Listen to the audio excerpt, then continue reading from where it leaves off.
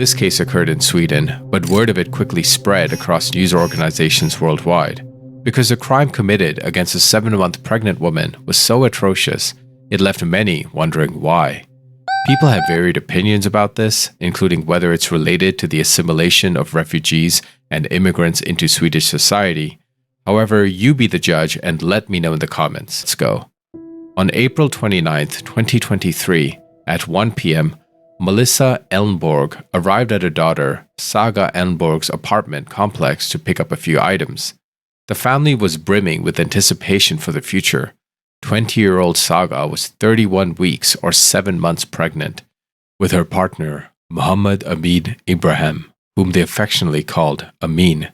The young couple had been together since the fall of 2021, and they were expecting a healthy baby boy in June 2023. Saga was eager to become a mother, frequently sharing her pregnancy photos with friends and family. Her close-knit family were highly supportive of her journey into motherhood. Saga had been diligently preparing for the baby's arrival, enrolling in prenatal classes and gathering essential baby gear. Melissa had been living with Saga intermittently to assist her during the pregnancy. She had left for a couple of nights, Thursday and Friday, April 27th and 28th, to give the couple some privacy. Upon arriving at the apartment, Melissa was on the phone with her other daughter, Julia. She rang the doorbell first, just in case Amin is running around naked, but no one answered. Irritated, she knocked and called through the letterbox, but still got no response. When she went to unlock the door with her key, she noticed it was already unlocked. What the hell are they doing not locking the doors, she thought, puzzled. As Saga always locked the door, even for short trips to the basement or to collect the mail. Entering the apartment, Melissa heard water running from the kitchen faucet. She went to turn it off, and then, to her horror, she saw Saga lying face up on the bedroom floor, her long dark hair covering her face. Melissa screamed in grief into the phone as she saw a marble top on top of Saga and a lamp cord around her neck, with no signs of life. Desperately, Melissa lifted the table and called emergency services immediately.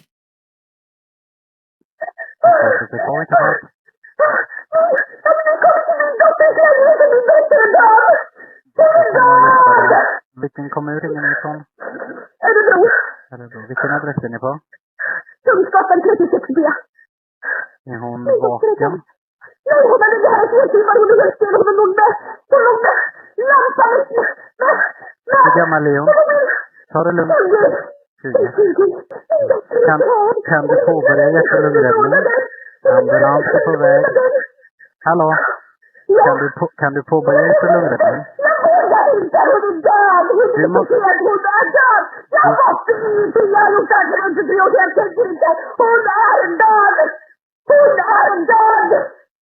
Ambulans är på väg till dig. Är det Saga?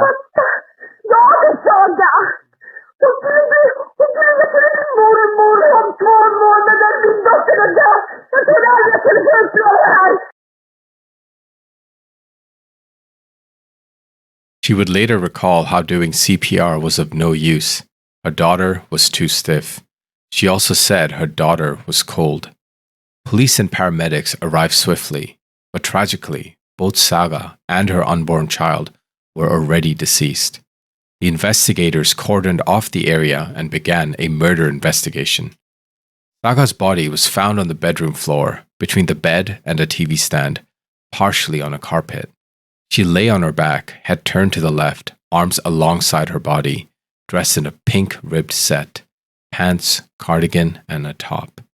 Blood covered her face, particularly around her nose, mouth, left eye, and forehead. Her long dark hair, matted with blood, obscured her face. Bleeding was visible, her tongue protruded, and blood trickled from her left nostril to her cheek. DNA traces were collected from under her nails and clothing. Impressions of the table base were found on her neck, thigh, trousers, and the carpet. Below the foot of the bed was a lamp with its cord loosely wound around Saga's neck. The lamp socket was under her left shoulder, with no damage observed on the lamp. The lamp's base was circular and measured about 8.5 centimeters in diameter.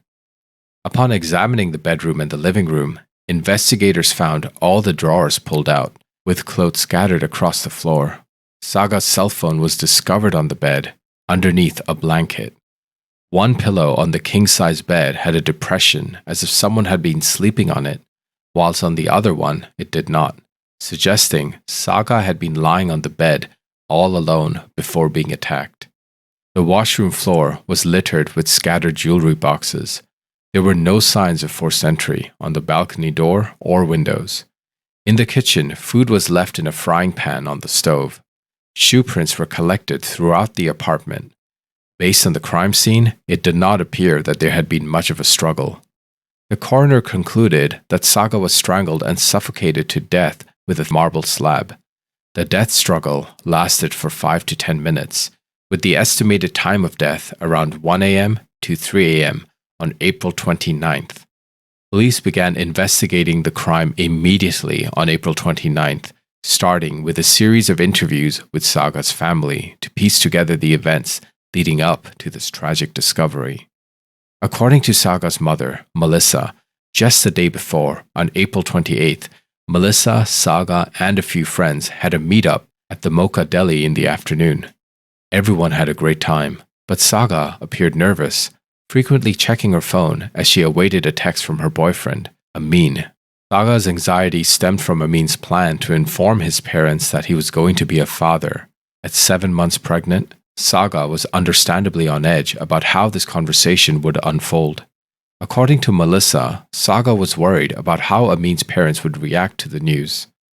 While her mom and friends continued with dinner, Saga decided to head back to her apartment around 7:30 p.m.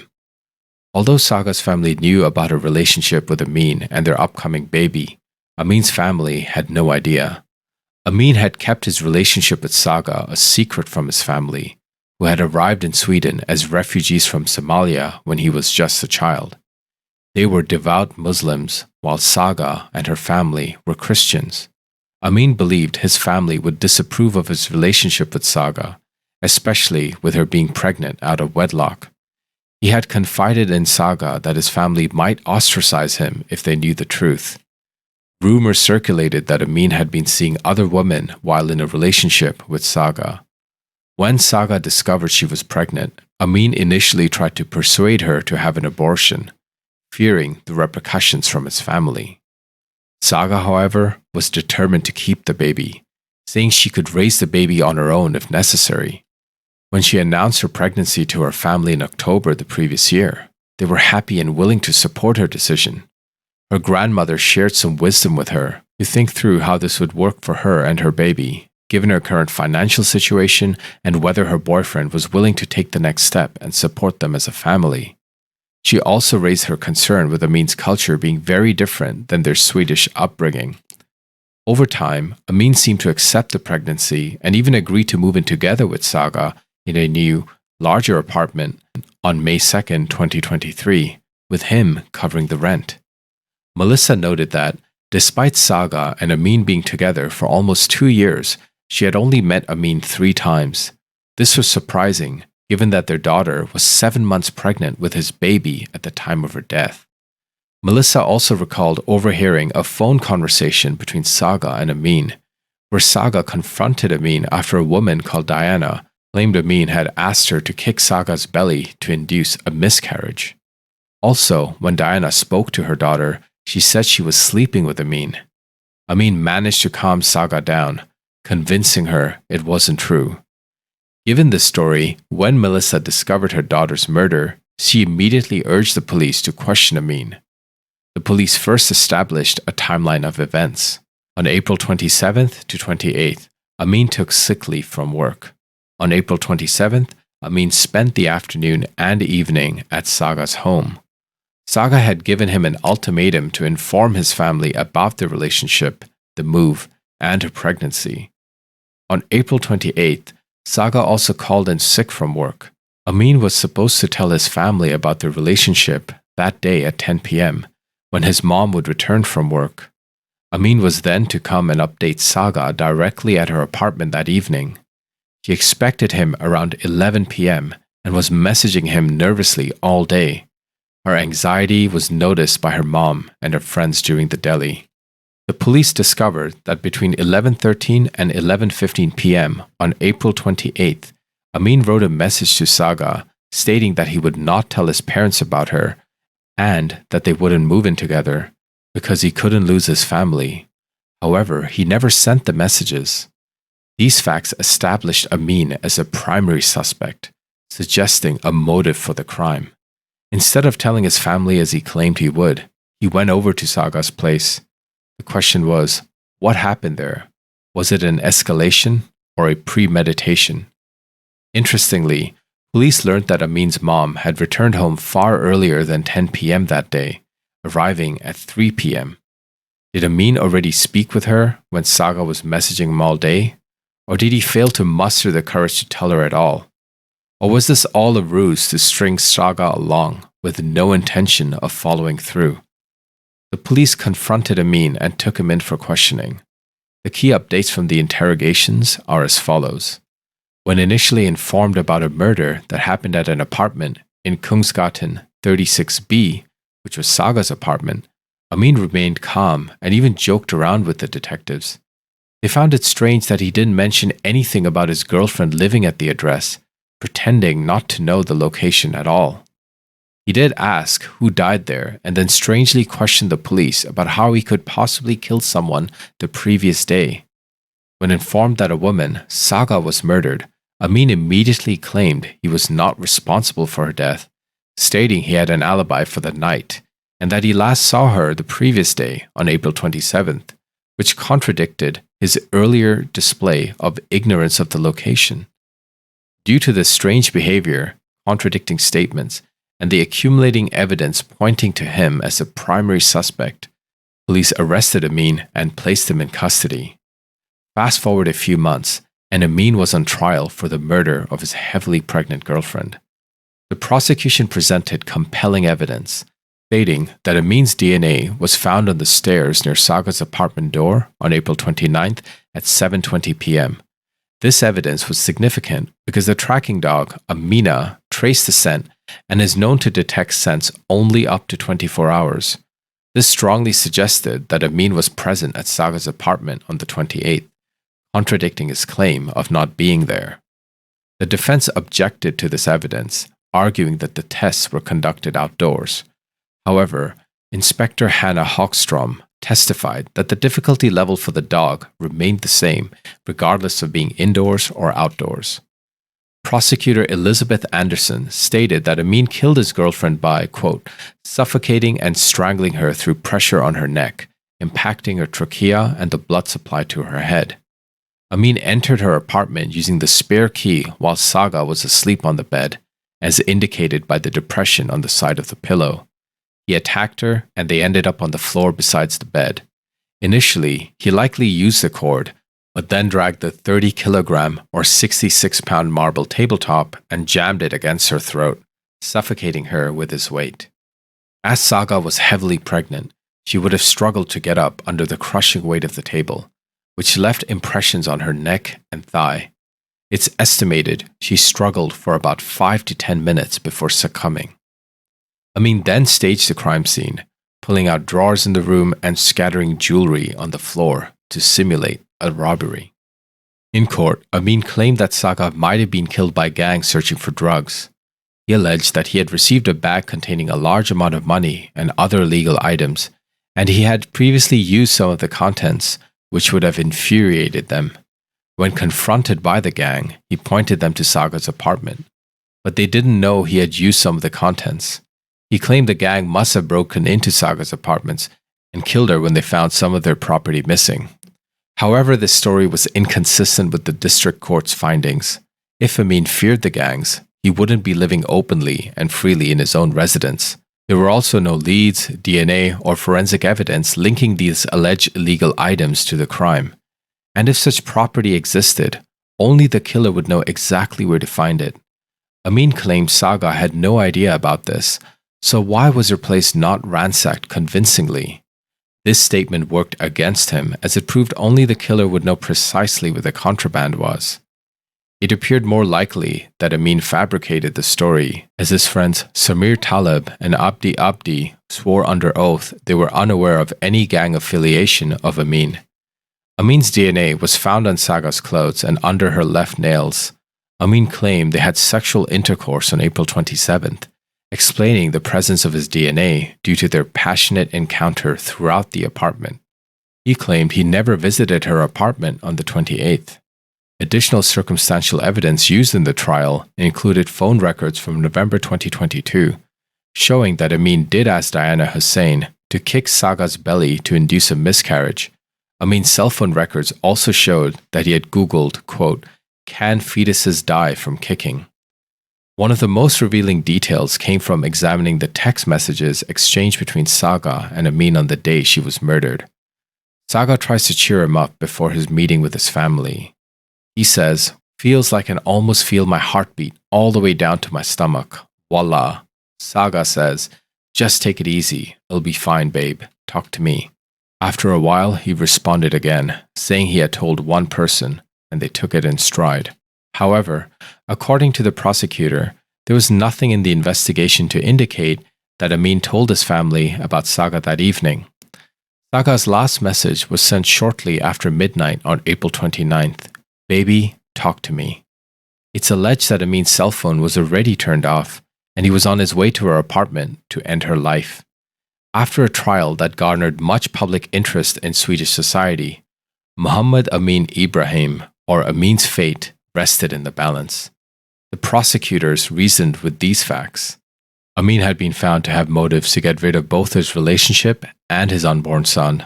No one else is suspected to have a motive to harm Saga. Because the apartment showed no signs of forced entry, the locks were intact, and there were no signs of break-in.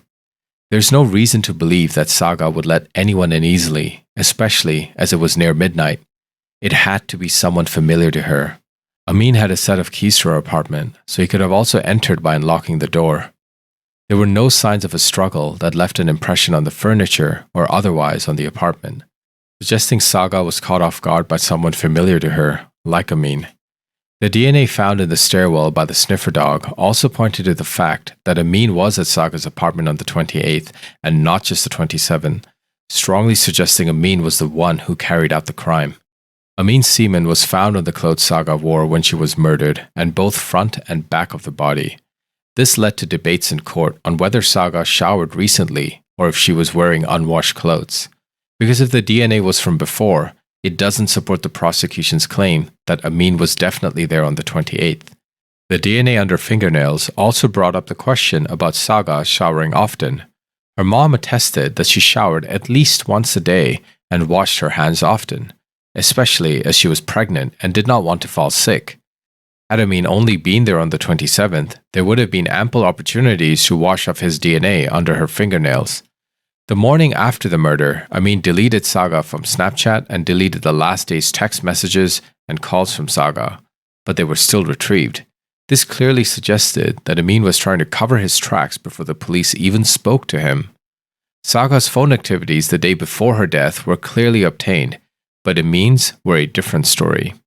On April 28th at 8 p.m., her cell phone connected to a telephone tower near her residence and remained there, consistent with her returning and staying home.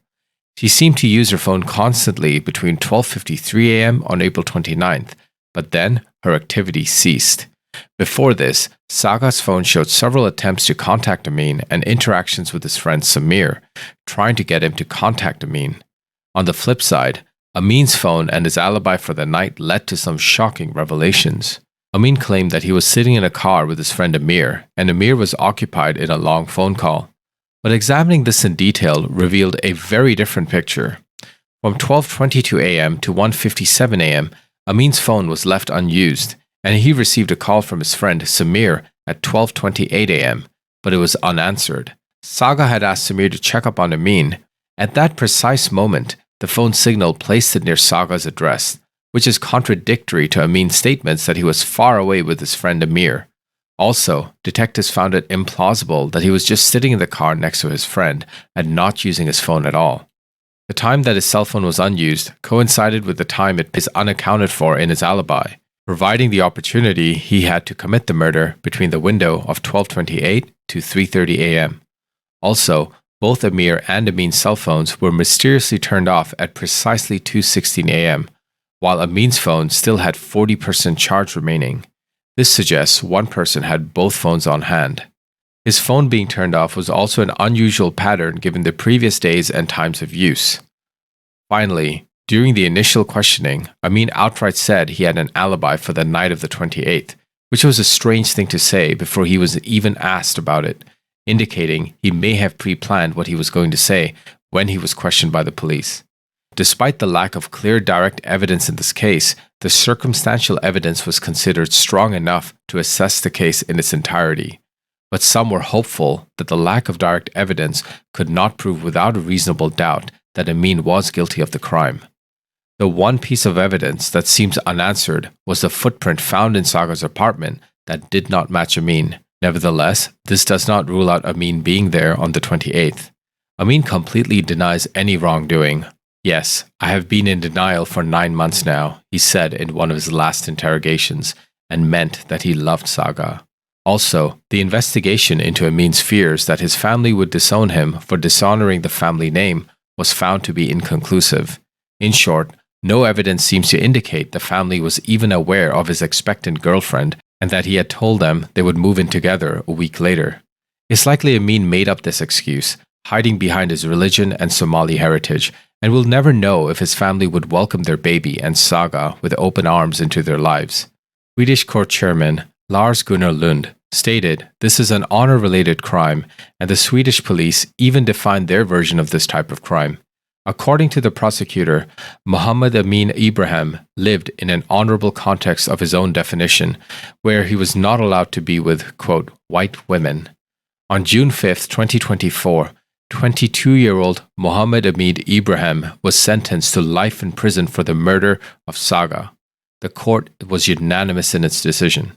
Amin continues to deny any wrongdoing. Quote, "I love Saga and our common child, and have never had any thoughts, ideas, or plan to kill Saga.